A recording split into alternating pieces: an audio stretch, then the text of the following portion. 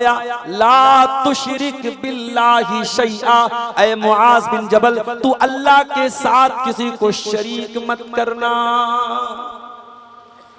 कहीं ऐसा न हो किसी पेड़ के आगे, किसी मजार के आगे, किसी कब्र के आगे, किसी पत्थर के आगे तू सजदा जाके करने लगना। कहीं ऐसा न हो तेरे घर में लाल काले पीले धागे तेरे बच्चों को पहनाए जाने लगे।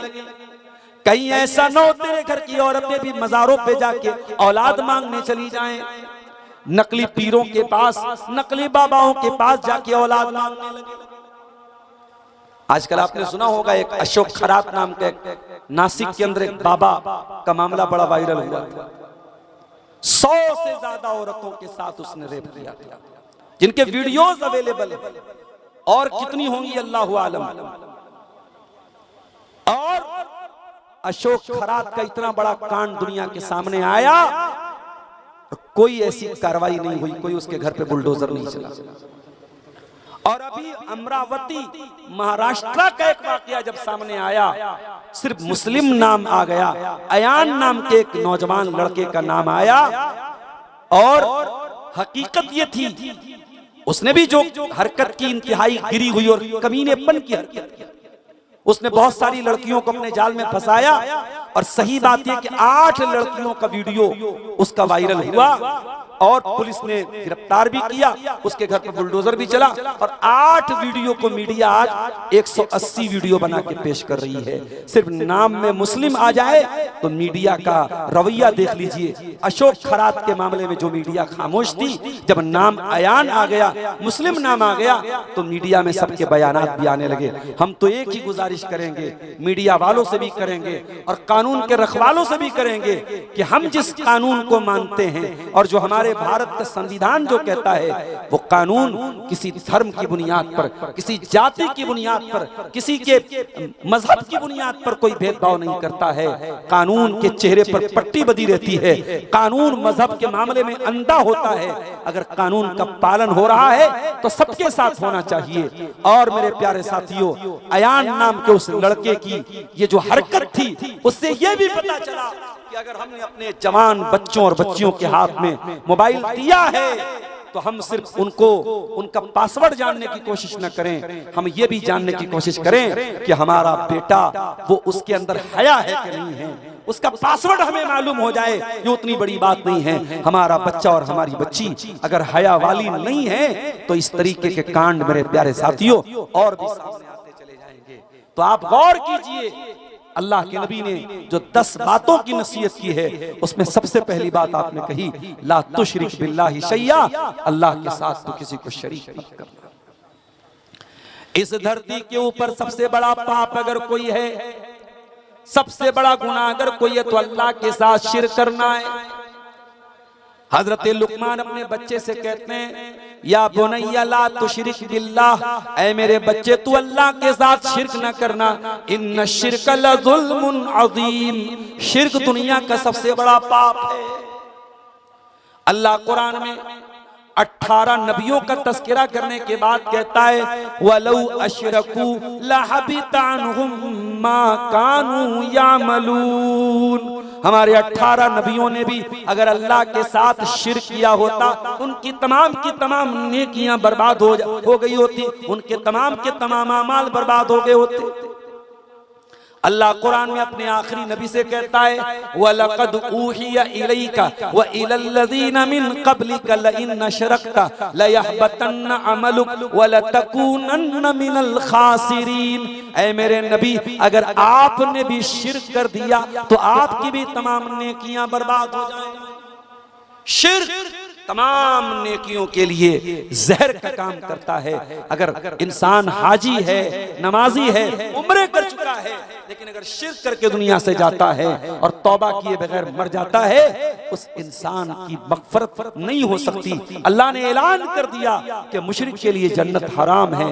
इन्नहु मन युशरिक बिल्लाहि फ़क़द हर्रमल्लाहु अलैहिल जन्नह, जो अल्लाह ताला के साथ शिर्क करेगा उसका ठिकाना जहन्नम है। व मअवाहुन नार, उसका ठिकाना जहन्नम है, जन्नत उसके लिए हराम है। व मा लिज़्ज़ालिमीन मिन अंसार, और ऐसे जालिमों का कोई मददगार नहीं है। मेरे प्यारे साथियों, आज आपके झारखंड के बहुत सारे नौजवान हिंदुस्तान के मुख्तलिफ इलाकों में रहते हैं। कोई जयपुर में रहता है, कोई दिल्ली में रहता है, कोई मुंबई में रहता है, कोई कलकत्ता में रहता है। अगर अपने बच्चों को पैसा कमाने के लिए अगर अपना गांव छोड़ करके दूसरे शहर भेजते हो तो कम से कम उनकी बुनियाद को इतना मजबूत करके भेजो कि आपका बेटा दुनिया के किसी भी कोने में चला जाए, अल्लाह की जात के साथ वो शिर्क न करे, वो तौहीद पर कायम रहे, तौहीद पर जिए और तौहीद पर मरे। ये तरबियत मेरे प्यारे साथियों, ये भी हमारी जिम्मेदारी है, अपने बच्चों की वो तरबियत हम करें। कुरान करीम में अल्लाह ताला ने हजरत इब्राहिम की दुआ को बयान किया। इब्राहिम अलैहिस्सलाम दुआ करते हैं, कहते हैं वजुनुबनी व बनिया अन्नाबुदल असनाम, ऐ अल्लाह तू मुझे भी शिर्क से बचा, मुझे भी बुत परस्ती से बचा, और ऐ अल्लाह मेरे बच्चों को भी तू बुत परस्ती से बचा, मेरी आने वाली नस्लों को भी तू बुत परस्ती से बचा। अगर इब्राहिम को अपनी औलाद का डर है, अगर इब्राहिम को अपनी आने वाली नस्लों का डर है, तो हमें और आपको तो और ज्यादा डरना चाहिए। अपने बच्चों का ईमान को बचा लो मेरे प्यारे साथियों। मैं नहीं कहता हर बच्चे को आलिम बना दो, हर बच्चे को हाफिज बना दो, मैं ये नहीं कहता। आप अपने बच्चों को डॉक्टर भी बनाओ, आप अपने बच्चों को इंजीनियर भी बनाओ, आप अपने बच्चों को बिजनेसमैन भी बनाओ, कुछ भी बना दो, लेकिन बच्चे की बुनियाद को इतना मजबूत कर दो, बच्चा दुनिया के किसी भी कोने में चला जाए, नबी की इस नसीहत पर अमल करे, ला तुशरिक बिल्लाहि शैया, अल्लाह के साथ कभी शिर्क मत करना। आय अल्लाह, कोई अगर जान लेने पर तुल जाए, कोई जान लेने की धमकी दे दे, कोई मर्डर करने की धमकी दे दे, या तो तुम शिर्क कर लो या हम तुम्हारी जान ले लेंगे। अय अल्लाह, ऐसी सिचुएशन में हम क्या करें? अल्लाह के नबी फरमाते हैं व इन कुतिलता व हुर्रिकता, अगरचे तुम्हें कत्ल कर दिया जाए, अगरचे तुम्हें जला करके खाक कर दिया जाए, जल करके खाक हो जाना, टुकड़े टुकड़े हो जाना, लेकिन अल्लाह के साथ तुम किसी को शरीक न करना, अल्लाह की जात में तुम किसी को शरीक न करना। जरा खुबैब बिन अदी को देखो मेरे साथ।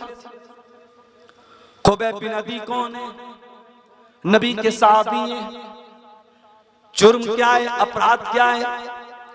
एक अल्लाह की तौहीद का कलमा पढ़ते हैं। मक्का के मुशरिकीन ने उनको गिरफ्तार किया, सूली पे चढ़ाने की तैयारी है। सूली पे चढ़ाने के पहले पूछा गया, ऐ खुबैब तेरी कोई आखिरी ख्वाहिश हो तो बता दे। कहा है मक्का वालों, एक आखिरी ख्वाहिश है, 2 रकात नमाज पढ़ने की मोहलत दे दो। कहा ठीक है, पढ़ लो तुम। हजरत खुबैब ने 2 रकात हल्की नमाज पढ़ी, सलाम फेरने के बाद फरमाया, ओ मक्का वालों, अगर इस बात का डर न होता कि कहीं तुम ये न समझो मैं मौत के डर से नमाज को लंबा कर रहा हूं, तो मैं और लंबी नमाज पढ़ता। मक्का वालों ने कहा, खुबैब थोड़ी देर के बाद हम तुम्हें सूली पे चढ़ा देंगे, तुम्हारी जान ले लेंगे। ऐ खुबैब, तुम्हें एक आखिरी चांस हम दे रहे हैं, मरने के पहले आखिरी चांस दे रहे हैं। अगर तुम इतना कह दो कि आज मेरी जगह मोहम्मद होते सल्लल्लाहु अलैहि वसल्लम, तो हम तुम्हें छोड़ देंगे। सिर्फ इतना अपनी जबान से निकाल दो कि आज मेरी जगह मोहम्मद रसूलुल्लाह को सूली पे चढ़ा दिया जाए, ऐ खुबैब हम तुम्हारी जान बख्श देंगे, हम तुम्हें माफ कर देंगे। हजरत खुबैब ने फरमाया, ओ जालिमों, तुम मेरी जगह मेरे नबी की जान लेने की बात करते हो, अरे मैं तो ये भी गवारा नहीं करूंगा कि मेरी जान बख्श दी जाए, मुझे छोड़ दिया जाए और मेरे नबी के पांव में एक कांटा भी चुभोया जाए। मैं अपने नबी के पांव में एक कांटा चुभोने की कीमत पर भी अपनी जान को बख्शवाना नहीं चाहूंगा। और चश्मे फलक में वो मंजर भी देखा मेरे साथी। खुबैब को सूली पे चढ़ा दिया गया, खुबैब को सूली पे चढ़ाया जा रहा है, लेकिन खुबैब के चेहरे पर मुस्कुराहट है, खुबैब की पेशानी पर कोई बल नहीं है। और खुबैब क्या कहते हैं, ओ लोगों, वलस्तु उबाली ही न उक़तलु मुस्लिमन, जब मैं इस्लाम की हालत में दुनिया से जा रहा हूँ, जब मैं तौहीद की हालत में दुनिया से जा रहा हूँ, तो मुझे इस बात की कोई परवाह नहीं है अला अय्य जंबिन काना लिल्लाहि मसरई, कि मुझे कैसे पटका जाएगा, मुझे कैसे मारा जाएगा, कैसे मुझे सूली पे चढ़ाया जाएगा और कैसे मेरी जान ली जाएगी, मुझे इस बात की कोई परवाह नहीं है। मुझे परवाह है तो इस बात की परवाह है कि मैं तौहीद पे दुनिया से जा रहा हूँ। मरते दम तक तौहीद की हिफाजत करोगे। कभी इस गलतफहमी में नहीं रहना, हम तो बगैया में रहते हैं, हम तो मंडरों में रहते हैं, हम तो अंसारी समाज के लोग हैं, हमारे यहाँ कोई कब्र परस्ती नहीं है, हमारे यहाँ कोई शिर्क नहीं हो रहा है। कभी इस गलतफहमी में न रहना। दुनिया के किसी भी कोने में चले जाना, सबसे बड़ा खतरनाक गुनाह शिर्क है और शिर्क से हमेशा अपने दामन को बचा करके रखना। अल्लाह के नबी फरमाते हैं ला तुशरिक बिल्लाहि शैया, अल्लाह के साथ शिर्क न करना। व इन कुतिलता व हुर्रिकता, अगरचे तुझे कत्ल कर दिया जाए, तुझे जला दिया जाए। दूसरी चीज वला तउकन्ना वालिदै, और ऐ मुआज बिन जबल, अपने माँ बाप को न सताना, अपने माँ बाप को तकलीफ न देना, अपने माँ बाप की नाफरमानी न करना। कभी आपने गौर किया कुरान करीम में अल्लाह ताला ने अपने जिक्र के बाद, अपनी तौहीद के बाद अक्सर मकामात वालिदैन का जिक्र किया। कुरान का 15वां पारा उठाइए, वक़ज़ा रब्बुका अल्ला ताबुदू इल्ला इय्याहु व बिल वालिदैनि इहसाना, तेरे परवरदिगार का हुक्म है इबादत करो तो अल्लाह की करो और अपने माँ बाप के साथ अच्छा सलूक करो।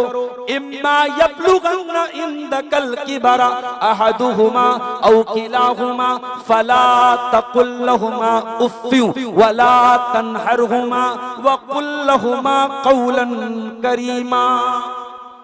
तुम्हारे माँ बाप में से कोई एक तुमको बुढ़ापे में मिल जाए, माँ मर गई बाप मिल गया, बाप मर गया माँ मिल गई, कोई एक तुमको मिल जाए तो ज्यादा ख्याल रखना, दोनों मिल जाएं तब भी ख्याल रखना, उनको उफ भी न कहना, उनसे डांट करके बात न करना, उनसे अदब से बात करना, तमीज से बात करना। बहुत बड़ी हस्ती होती है माँ की हस्ती। अल्लाह न करे किसी की माँ को ये दिन देखना पड़े कि माँ बिस्तर पे पाखाना करे और बेटे को साफ करे। अगर कभी वो दिन आ भी जाए और बेटा बहुत फर्मा बरदार है, बेटा माँ से बहुत मोहब्बत करता है, बेटा अपनी माँ की गंदगी साफ कर रहा है, दुनिया कहती है बड़ा अच्छा बेटा है, बड़ा नेक बेटा है, माँ बिस्तर पे लेटरिन कर रही है, बेटा साफ कर रहा है, बाप बिस्तर पे लेटरिन कर रहा है, बेटा साफ कर रहा है। लेकिन कभी गौर करना मेरे प्यारे साथी, वो बूढ़ी माँ और बूढ़ा बाप जब बिस्तर पे गंदगी करते हैं, बेटा बेटी अगर साफ भी करते हैं तो चेहरे पर रुमाल रख के साफ करते हैं, चेहरा बनाते हैं, चेहरा बिगाड़ लेते हैं, बड़ी कराहियत के साथ, बड़ी नापसंदीदगी के साथ ये काम करते हैं। ओ लोगों, तुम अपनी माँ के साथ ये काम अगर कर भी दोगे तो तुम वो मुस्कुराहट कहां से लाओगे जो तुम्हारी माँ के लबों के ऊपर थी। जब तुम छोटे थे तुम बार बार गंदगी कर दिया करते थे, तुम्हारी माँ एक बार भी तुम पर गुस्सा नहीं करती थी, तुम्हें लाड करती थी, तुम्हें प्यार करती थी, मुस्कुराया करती थी, तुम्हें चुमकार चुमकार के तुम्हारी गंदगी को साफ किया करती थी। ओ लोगों, आज माँ बूढ़ी हो गई, आज बाप बूढ़ा हो गया, आज अगर उनकी गंदगी तुम साफ कर भी दोगे, वो खुशी कहां से लाओगे, वो मुस्कुराहट कहां से लाओगे जो मां के लबों के ऊपर थी। नहीं उतार सकते तुम उनके एहसानात का बदला, नहीं उतार सकते मेरे साथ। यमन का एक देहाती था, खाने काबा का तवाफ कर रहा था, अपनी बूढ़ी माँ को कंधे पे बिठा के तवाफ कर रहा था। तवाफ करते करते कह रहा था इन्नी लहा बईरुहल मुज़ल्ललू ओ लोगों, आज तो मैं अपनी माँ की सवारी बन गया। आज अपनी माँ को अपने कंधे पे बिठा के मैंने खाने काबा का तवाफ करा दिया, मैंने उम्रा करा दिया, मैंने हज करा दिया। अब्दुल्ला बिन उमर भी वहीं पे तवाफ कर रहे थे। उसने कहा, अब्दुल्ला बिन उमर, आज ऐसा लगता है मैंने माँ के दूध का कर्जा उतार दिया, मैंने माँ का हक अदा कर दिया, मैंने माँ के एहसानात का बदला चुका दिया। अब्दुल्ला बिन उमर खामोश नहीं रहे। फरमाया, अरे नादान, तू माँ को कंधे पे बिठा के खाने काबा का तवाफ करा के समझ रहा है बहुत बड़ा तीर मार लिया तूने। वाला बेज़फ़रतियों वाहिदा, अरे तेरी माँ ने जब तुझको जन्म दिया था, माँ ने जब तुझको पैदा किया था, पैदाइश के टाइम, तुझे जन्म देने के टाइम, तेरी माँ की जबान से, तेरी माँ के मुंह से जो दर्द भरी आवाज निकली थी, जो चीख निकली थी, जो आवाज निकली थी, अभी तो तूने उस आवाज का भी हक अदा नहीं किया। ये होती है माँ। माँ का एहतराम करो, बाप का एहतराम करो मेरे साथियों। इमाम अबू हनीफा रहमतुल्लाह अलैह इतने बड़े इमाम हैं, दुनिया को दीन सिखाते हैं। उनकी माँ उनके पास आती है, अय अबू हनीफा, इस मसले का जवाब जाकर के उमर बिन ज़र से पूछ किया। उमर बिन ज़र उस दौर के एक आलिम थे जो इमाम अबू हनीफा के शागिर्दों में से थे। इमाम अबू हनीफा उनके पास पहुंचे, अय उमर बिन ज़र, मैं आपके पास आया हूं मसला पूछने। उन्होंने कहा, क्या बात करते हैं, आप हमारे उस्ताद हैं, आप हमारे पास मसला पूछने आए। कहा, मेरी माँ की ख्वाहिश यही है, मेरी माँ की तमन्ना यही है, मेरी माँ इस मसले में मेरा फतवा नहीं मांग रही, आपका फतवा मांग रही है, इसलिए मैं आपके पास आया हूं। इमाम हैवा बिन शुरैह बहुत बड़े मुहद्दिस थे, हदीस पढ़ा रहे थे, दर्स दे रहे थे। तमाम तलबा बैठे हुए हदीस पढ़ने वाले।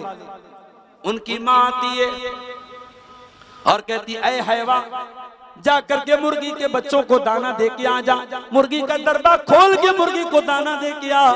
तलबा हैरान रह गए, हमारे उस्ताद से कैसा काम कराया जा रहा है, हमारे शेख से कैसा काम कराया जा रहा है। उस्ताद ने इशारा किया, खामोश रहो। खामोशी से उठे, मुर्गी का दरबा खोला और मुर्गी को चारा देने के बाद वापस आके हदीस पढ़ाने लगे। ओ लोगों, ये बड़े बड़े इम्मा का हाल था। उन्होंने माँ का एहतराम करना हमें सिखाया है।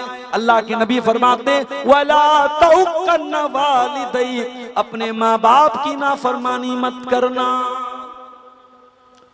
और अगर तुम्हारे माँ बाप तुमसे ये कहें कि अपने घर को छोड़ दे, अपने माल को छोड़ दे, तब भी तू उनकी बात मान। आप कहेंगे, मौलाना साहब ये तो बड़ी नाइंसाफी की बात है। माँ बाप अगर ये कह दे बीवी को तलाक दे दो, तो क्या तलाक दे दी जाए? ये तो गलत बात हो जाएगी। लेकिन मैं कहता हूं, अगर माँ बाप वाकई में किसी सही वजह से बोल रहे हैं तलाक दे दो, किसी शरई बुनियाद से बोल रहे हैं, जैसे इब्राहिम अलैहिस्सलाम ने अपनी बहू के बारे में कहा था, जो बहू नाशुक्री थी, जो बहू अल्लाह ताला का शुक्रिया अदा नहीं करती थी। इब्राहिम अलैहिस्सलाम ने कहा था कि तुम्हारा शौहर आ जाए तो कह देना अय्युगय्यिरा अतबता बाबिक, कि अपने दरवाजे की चौखट को बदल लेना। हजरत इस्माइल ने अपने बाप की बात समझ गए वो कि मेरे बाप का इशारा ये है, दरवाजे की चौखट जो होती है वो बीवी होती है। दरवाजे की सबसे अहम चीज दरवाजे की चौखट होती है। अगर चौखट ही खराब हो तो पूरा घर खराब हो जाता है। अगर बीवी गड़बड़ हो, औरत गड़बड़ हो, तो पूरा घर खराब हो जाता है। अल्लाह के नबी सल्लल्लाहु अलैहि वसल्लम की हदीस से ये भी पता चला कि औरत घर में चौखट की तरह है। इब्राहिम अलैहिस्सलाम के कहने पर उनके बेटे ने तलाक दी। इसीलिए उलमा कहते हैं कि हर बाप के कहने पर बेटा अपनी बीवी को तलाक नहीं देगा। ऐसा नहीं है खाने में नमक ज्यादा हो जाए, खाने में मसाला ज्यादा हो जाए, बीवी कोई मन मर्जी का काम ना करे और शौहर तलाक दे दे अपने माँ बाप के कहने पर, ऐसा नहीं है। वाकई में अगर बाप इब्राहिम के जैसा हो और इब्राहिम के जैसा बाप अगर अपने बेटे से कहता है कि बेटा तू अपनी बीवी को तलाक दे दे, तो बेटे को तलाक दे देना चाहिए। वही नमराकान तखरुज मिन अहलिका व मालिक। अल्लाह के नबी फरमाते हैं अगर तुम्हारे माँ बाप तुमसे ये कहें अपना माल छोड़ दे तो माल का मोह मत करना, माल का लालच मत करना, माल छोड़ देना, माल छोड़ करके चले जाना, माँ बाप को नाराज मत करना।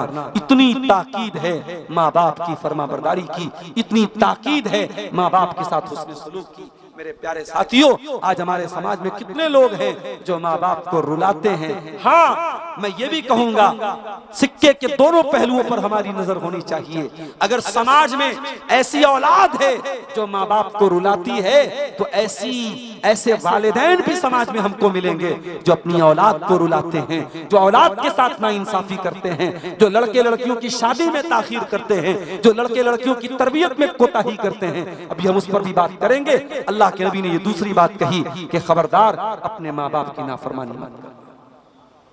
और आगे बढ़िए, तीसरी नसीहत, वला तत्रुकन्न सलातन मक्तूबतन मुताम्मिदा। और ए मुआज बिन जबल, एक वक्त की नमाज भी तू जानबूझ करके मत छोड़ना, इसलिए कि एक टाइम की नमाज भी जो जानबूझ करके छोड़ता है फकद बरियत मिन ज़िम्मतुल्लाह, अल्लाह ताला की हिफाजत से निकल जाता है। पता ये चला जो पांचों टाइम की नमाज पढ़ता है वो अल्लाह ताला की सुरक्षा में आ जाता है, वो अल्लाह ताला की सिक्योरिटी में आ जाता है। और जो एक टाइम की नमाज भी जानबूझ करके छोड़ता है वो अल्लाह ताला की सिक्योरिटी से बाहर निकल जाता है। आज हमारा हाल क्या है? रात भर जलसा सुनते हैं और सुबह फजर की नमाज में ही गायब हो जाते हैं। मस्जिदों की कमी नहीं है हमारे गांव में, कमी है तो नमाजियों की कमी है। मेरे प्यारे साथी, मस्जिद तो बना ली शब भर में ईमान की हरारत वालों ने, मन अपना पुराना पापी था बरसों में नमाजी बन न सका। और ये भी याद रखो, जिस समाज में नमाज के मामले में लापरवाही होगी वहां नशा भी पाया जाएगा, वहां ज़िना भी पाया जाएगा, वहां शराब भी पाई जाएगी, वहां हरामकारी भी पाई जाएगी। एक नमाज एक ऐसी चीज है जो बहुत सारी बुराइयों को कंट्रोल करती है। इसीलिए अल्लाह कुरान में कहता है अक़िमिस्सला, नमाज कायम करो, इन्नस्सलाता तन्हा अनिल फ़हशाई वल मुनकर। ये नमाज तुमको बेहयाई से रोकती है, ये नमाज तुमको बुराई से रोकती है। कुरान का 16वां पारा उठाओ, सूरह मरियम में अल्लाह फरमाता है फ़ख़लफ़ मिन बादिहिम ख़ल्फ़ुन अदाउस्सलाता। नबियों के जाने के बाद ऐसे नालायक लोग आए जिन्होंने नमाजों को बर्बाद किया, वत्तबउश्शहवात, और जिन्होंने ख्वाहिशात की अंधी पैरवी की, फसौफ यल्क़ौन गय्या, ऐसे लोग जहन्नम में डाले जाएंगे। जो ख्वाहिशात की अंधी पैरवी करेगा जहन्नम की आग में डाला जाएगा। मेरे प्यारे साथियों, नमाज की पाबंदी कीजिए। अल्लाह के नबी ने एक टाइम की नमाज छोड़ने पर यह नतीजा बताया है कि अल्लाह ताला की हिफाजत से इंसान निकल जाता है। और आगे बढ़िए, चौथी नसीहत, वला तशरबन्न खमरा, और खबरदार शराब मत पीना, फ़इन्नहु रासु कुल्लि फ़ाहिशा, ये शराब हर गंदगी की जड़ है। शराब पी लिया इंसान ने, नशे में है, अब वो किसको टच कर देगा, क्या बोल देगा, कौन सी गाली बक देगा, किसका मर्डर कर देगा। अभी आपने देखा अररिया का फॉरबिसगंज का वो लाइव वीडियो बना है, सरेआम किस तरीके से एक इंसान दूसरे इंसान का सर काट के, एक मुसलमान शायद वो ऑटो ड्राइवर था, उसका जो है उसने सर धड़ से अलग कर दिया, सर अलग रखा हुआ है, धड़ अलग रखा हुआ है, मेन रोड पर। ये आपके झारखंड से बहुत दूर नहीं है, अररिया का इलाका, फॉरबिसगंज का इलाका। मुझे नहीं मालूम कि वो नशे की हालत में था कि नहीं था, लेकिन जिस तरीके से ये वाकया देखने में लग रहा है, इस बात का इम्कान है कि वो नशे की हालत में था। रेप के ज्यादातर केसेस नशे की हालत में होते हैं। नशे के बाद इंसान के ऊपर शैतान सवार होता है। मेरे सारे आज झारखंड की सरजमीन पर आप जिस इलाके में रहते हैं, मैं जानता हूं कि आपके आसपास आदिवासी लोग भी रहते हैं, अभी हम लोग एक मर्तबा सड़क पे चल रहे थे, आदिवासियों की कोई शादी थी, हमारे इसी झारखंड के इलाके के भाई हमारे साथ बैठे थे। उन्होंने कहा मौलाना इनकी औरतें भी शराब पीती, मर्द और औरत सब नशे में धुत थे और नाच रहे थे, बीच रोड पे नाच रहे हैं। अब उनको ज्यादा हम छेड़ भी नहीं सकते, हमको जाना भी है, वो हमारी भाषा भी नहीं समझते, बड़ा कभी कभी मसला पैदा हो जाता है। इस इलाके में जहां शराब का इतना चलन है, मेरे नौजवानों आपकी जिम्मेदारी और बढ़ जाती है। जब गुनाह आसान हो जाए, जब गुनाह आसानी से मिल रहा हो, उस माहौल में गुनाह से अपने दामन को बचाना ये मुश्किल होता है मेरे प्यारे साथी। आप नेपाल की सरजमीन पे चले जाएं, वहां भी शराब बहुत आम है। चाय के होटल में आप चाय पीने चले जाएं, वहां भी शराब बिक रही है। किसी होटल में खाना, यहां तक कि मुस्लिम होटल में मैं गया खाना खाने, जिसका मालिक मुस्लिम था, वहां भी देखा मैंने शराब रखा हुआ है। अल्लाह रहम करे, अल्लाह माफ करे। इस कदर आसान है और इस कदर आम है वहां पे शराब। मेरे प्यारे साथियों, शराब इस्लाम की नजर में सिर्फ हराम नहीं है, शराब हर बुराई की जड़ है। और इसीलिए अल्लाह के नबी फरमाते हैं, जो शराब पीता है, जो नशा करता है, अल्लाह ताला अल्लाह ताला शराबी आदमी को, नशा करने वाले इंसान को अल्लाह ताला जहन्नमियों का पीप और मवाद पिलाएगा। तूने दुनिया की वो गंदी चीज पी थी, अब आखिरत में भी तू गंदी चीज पिएगा। हाँ, दुनिया में अगर तू शराब से बचता, उस शराब से दूर रहता, तो अल्लाह ताला तुझको जन्नत की शराब पिलाता। जन्नत की शराब में न तो कोई चक्कर आएगा, न उसको पीने के बाद इंसान बहकेगा, न उसका दिमाग खराब होगा। जन्नत की शराब भी पाक शराब होगी, शराबन तहूरा, पाक शराब होगी जन्नत की। जो दुनिया में शराब पिएगा उसके लिए जन्नत की शराब हराम है मेरे प्यारे साथियों। इसलिए अल्लाह के नबी ने फरमाया, वला तशरबन खमरन, खबरदार शराब मत पीना, शराब हर बुराई की जड़ है। उस्मान गनी रज़ी अल्लाह ताला अन्हु एक वाक़या बयान करते हैं। पहले के दौर में एक अल्लाह का बहुत नेक बंदा था। उस दौर की एक बहुत बदचलन औरत थी। उस बदचलन औरत ने उस अल्लाह के नेक बंदे को अपने जाल में फंसाने के लिए प्लान रचा और एक कमरे में जहां शराब का प्याला भी रखा था और एक चाकू रखा था और एक छोटा बच्चा था, और वहां पर धोखे से उसने एक इंसान को बुलाने के बाद उस फाहिशा औरत ने, उस बदचलन औरत ने कहा, अब तो यहाँ तुम आ चुके हो, अब यहाँ से भागने का तुम्हारे पास कोई रास्ता नहीं है। 7 दरवाजों के अंदर तुम्हें रखा गया है। अब यहाँ पे तुम्हारे सामने 3 चॉइस है, ये शराब का प्याला है, ये शराब की बोतल है, या तो तुम एक प्याला शराब पी लो, या दूसरा रास्ता ये कि तुम मेरे साथ रेप करो, मेरे साथ तुम ज़िना करो, और तीसरा रास्ता ये है, ये चाकू उठा करके इस बच्चे को कत्ल कर दो। उस मुत्तकी इंसान ने सोचा, बच्चे को कत्ल करता हूं तो ये हत्या हो जाएगी, बड़ा गुनाह हो जाएगा। औरत के साथ ज़िना करता हूं, ये भी बहुत बड़ा गुनाह हो जाएगा।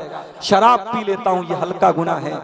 शराब पिया उसने, और जब एक मर्तबा शराब पिया और नशा चढ़ा तो पूरी शराब की बोतल पी गया, और जब नशे में पागल हो गया तो औरत के साथ ज़िना भी करता है और उस बच्चे को कत्ल भी कर देता है। हजरत उस्मान गनी ये वाकया बयान करने के बाद कहते हैं, ओ लोगों, शराब से बचो, शराब उम्मुल खबाइस है, तमाम बुराइयों की जड़ है, तमाम बुराइयों की माँ है। और आज हमारा नौजवान बहुत आगे निकल चुका है। अब शराब तो बहुत छोटी चीज हो गई, अब तो ड्रग्स का नशा हो रहा है, अब तो हीरोइन और अफीम और गांजा और चरस और कितनी चीजों का नशा हो रहा है, आप सोच नहीं सकते। यानी बहुत सारे दवा के सिरप ऐसे हैं, बहुत सारे मेडिकल स्टोर पे मिलने वाली दवाएं ऐसी हैं जिनको सिरप, जिनको नशा बना के नौजवान इस्तेमाल कर रहा है। मेरे प्यारे साथियों, मैं ऐसे नौजवानों से एक ही अपील करूंगा, अल्लाह के वास्ते हर तरीके के नशे को छोड़ दो। ये जो तुम नशे का रास्ता अपना रहे हो, ये खुदकुशी का रास्ता है, ये सुसाइड का रास्ता है। अपने आप को हलाक न करो, अपने परिवार पर तरस खाओ, अपने माँ बाप पर तरस खाओ। तुम्हारी माँ ने बड़ी मेहनतों से तुम्हें पाला है, तुम्हारे बाप ने बड़े सपने देखे हैं तुम्हें लेकर के, तुम नशा करके अपने माँ बाप के सपनों को मत तोड़ो। अल्लाह के वास्ते शराब से, नशे से, गुटखे से, सिगरेट से, हर किस्म के ड्रग्स से मेरे नौजवान साथियों अपने आप को दूर रखो। अल्लाह के नबी चौथी नसीहत कर रहे हैं, शराब मत पियो, क्योंकि शराब ये तमाम बुराइयों की जड़ है। पांचवी नसीहत, वइय्याका वल मासिया, और ऐ मुआज बिन जबल तुम अल्लाह ताला की नाफरमानी मत करना, गुनाह मत करना। फ़इन्ना बिल मासियति हल्ला सख़तुल्लाह, इसलिए कि गुनाह करने से अल्लाह ताला नाराज होता है। जब आप कोई गुनाह का काम करेंगे आपके बच्चे पर भी असर पड़ेगा, बीवी पर भी असर पड़ेगा, घर के माहौल पर भी असर पड़ेगा, रोजी रोटी पर असर पड़ेगा। ओ लोगों, हमने बहुत सारी मिसालें देखी हैं समाज में। शौहर शादीशुदा है, बीवी को के रहते हुए गैर औरतों के साथ उसका रिलेशन है, अवैध संबंध है, नाजायज ताल्लुक है, उसका नुकसान ये होता है उसका अच्छा खासा भरा पूरा परिवार बर्बाद हो जाता है, उसके घर की खुशी बर्बाद हो जाती है, उसकी बीवी उससे मुतनफिर हो जाती है, उसके बच्चे उससे दूर हो जाते हैं और पाप का घड़ा एक दिन जरूर फूट जाता है। मेरे प्यारे साथियों, याद रखो बुराई कभी छुपने वाली नहीं है, पाप कभी छुपने वाला नहीं है, एक न एक दिन सामने आ जाएगा।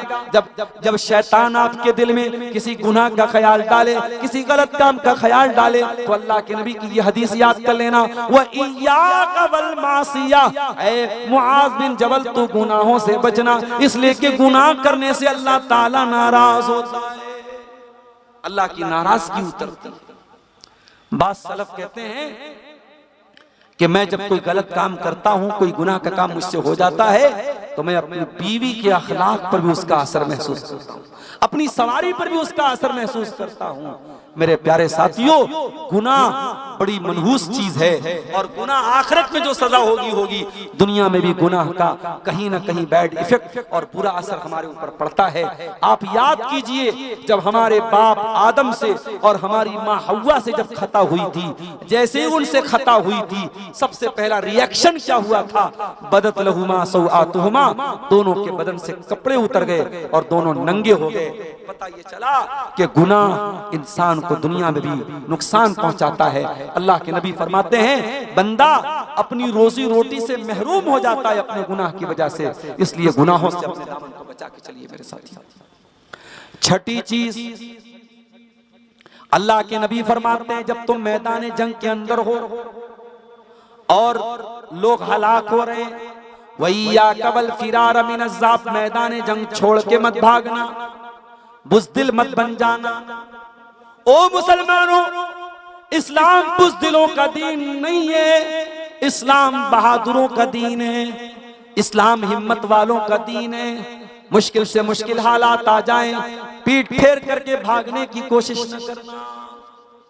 मैं जानता हूं मुल्क के हालात कैसे चल रहे हैं, बड़ी तेजी से ये खबरें भी आजकल आ रही हैं, मुसलमान लड़कियां मुर्तद हो रही हैं, मुसलमान लड़के मुर्तद हो रहे हैं। ये वाकयात क्यों हो रहे हैं? क्योंकि हमने अपनी बच्चियों को बताया ही नहीं कि ईमान को बचाना कितना अहम काम है। हमने कभी सुमैया की सीरत अपनी बच्चियों को नहीं बताई, हमने कभी खदीजा की जिंदगी बच्चियों को नहीं बताई, हमने कभी अम्मा आयशा की जिंदगी के बारे में नहीं बताया।